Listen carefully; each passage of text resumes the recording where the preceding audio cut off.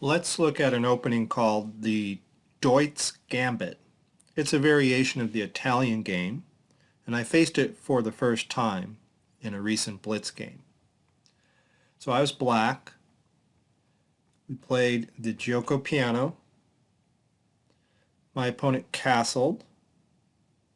Okay, I took the opportunity to develop my king's knight and attack on e4 and get ready to castle.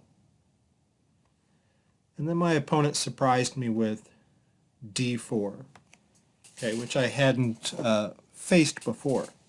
And this move introduces the Deutz Gambit. Okay, it's similar to the Italian Gambit, which is played before castling d4. Okay, but we've got the moves castles and knight to f6 first, and then d4. Okay, so what can black do in this position? His bishop is under attack, and there are three different ways to capture on d4 here. I decided I did not want to capture the e-pawn, which actually has transposed into the Max Lange attack, and I'm not quite prepared for that. It's a possible way to play. It's very transpositional. You can get into the Max Lange attack in many different ways, and it usually continues with e5, d5, e takes f6, d takes c4, and there's a lot of theory, and it's complicated. Okay, so I didn't take with the pawn. I didn't want to take with the knight either, because I leave my pawn on e5 unguarded, and this looked dangerous to me. So white is attacking f7 twice. His central pawn is better than my central pawn, and there looks to be like a lot of tactics possible. In fact, just to show you the danger, if black castles in this position, he actually drops a pawn, loses a pawn. Let's see how. Bishop to e3 attacking the knight, which notice is pinned to the bishop unless it moves here to guard the bishop. And that's the only move because there's no other way to guard the knight on d4. And it's under attack twice. So it has to move here. But after that, we have bishop takes e6, taking away the defender of the c5 bishop. So black cannot recapture the bishop on e6 because he loses his c5 bishop. So the only way black can proceed is to take the e3 bishop. But then white has bishop takes f7 check, and his bishop is supported by his knight. So the king has to move to h8, and then white retreats his bishop, and he remains this f7 pawn up. Black will have to retreat his bishop next. So it's quite dangerous for black to take this gambit pawn with his knight. So I went for the very solid looking bishop takes d4. Okay, in fact, I was kind of scratching my head in this opening wondering why did white play d4 and give me this pawn? Everything looks solid. My bishop is protected twice. My pawn is still protected by my knight. So let's see, what is the point of white's play? Well, white continues by taking my bishop. Okay, I want to recapture with my knight. I want to keep my solid pawn here on e5. And this is the move, f4, that white uses to try to justify his gambit. He's going to destabilize my knight on d4 by attacking this pawn that's supporting it. Another possible move that's sometimes played in this gambit is bishop to g5, pinning the knight.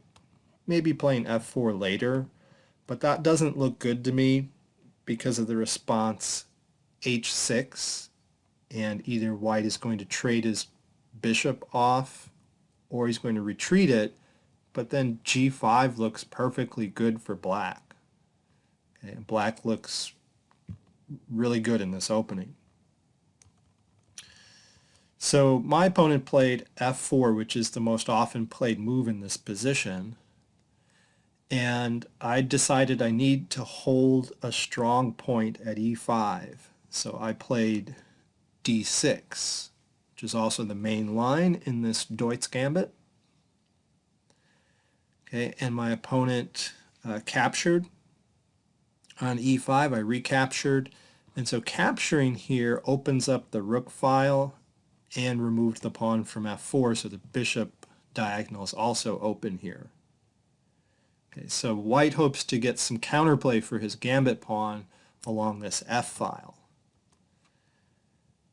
Okay, in this position my opponent pins my knight, and I realize that at any point white can ruin the kingside structure here by capturing the knight.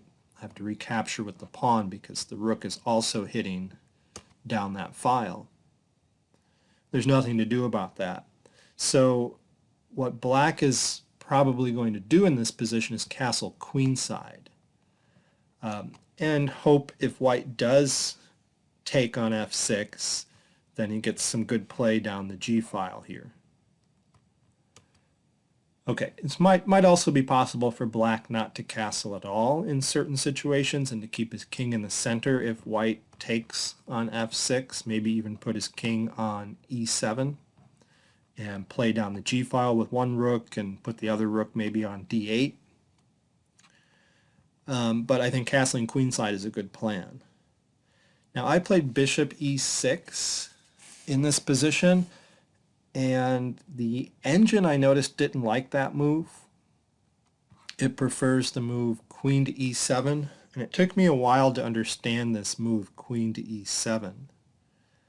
I think the point of the move is the fact that white can threaten my knight with c3, and after it moves away somewhere, white can exchange queens on d8 and then win a pawn after capturing on f6. Okay. Also, queen to e7 starts to prepare queenside castling.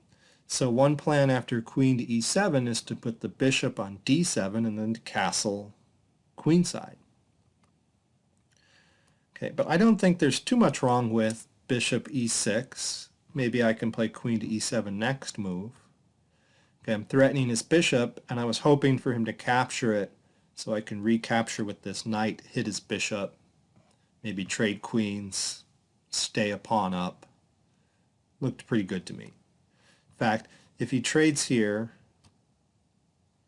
and I take back with the rook, and he takes on f6 and wins a pawn back, then I've got some play down the d file here, and I've got this move with my knight, kind of trapping his rook in there, and it looks like I've got, the upper hand.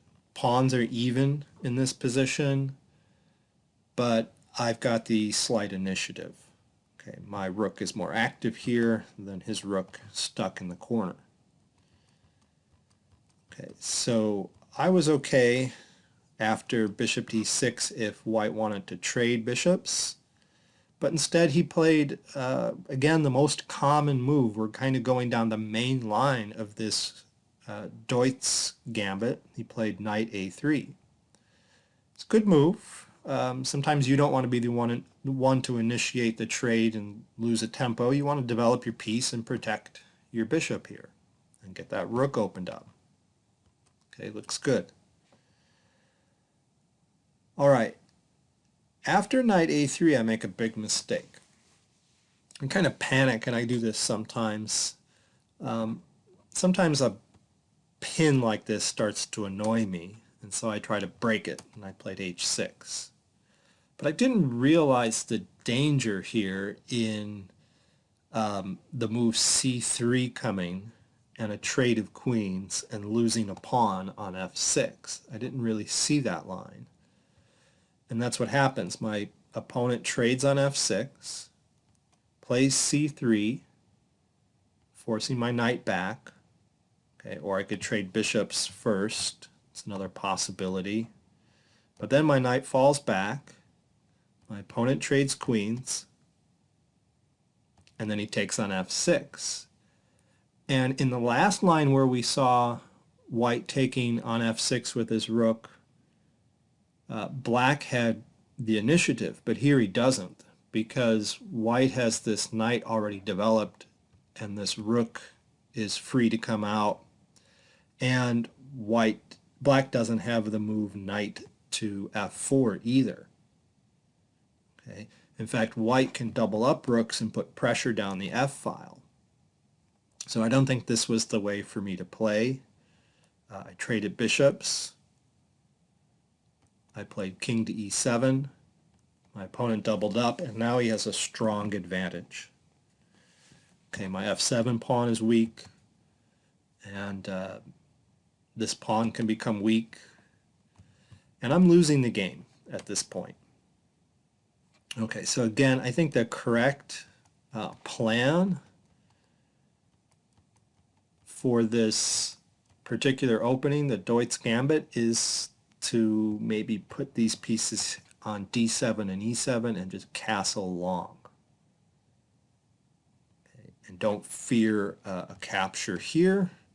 You can use the g file. All right, but back to the game. Okay, I'm losing at this point. Played rook to h7 to guard f7. My opponent played h4. Okay. b5. b5 doesn't do much. In fact, it might just push the knight where it wants to go to e3 because it has a couple of great squares here and here. And I believed I blundered with rook to d6. And I was a little frustrated at this point. And that gives my opponent this knight fork, forking my king and rook. And at this point I was so disgusted I resigned without realizing he just cut off the defense of his own rook. And so we could have traded here. And then I could have moved over. Okay. But he'd get another pawn. Game would continue. He's threatening pawns here. Still has good play with his rook, and my rook is terrible. So he's still got the upper hand, has the much better position, but I could have played on. I didn't need to resign. All right, so that was a new opening for me I learned. I hope you learned something too. Thanks for watching.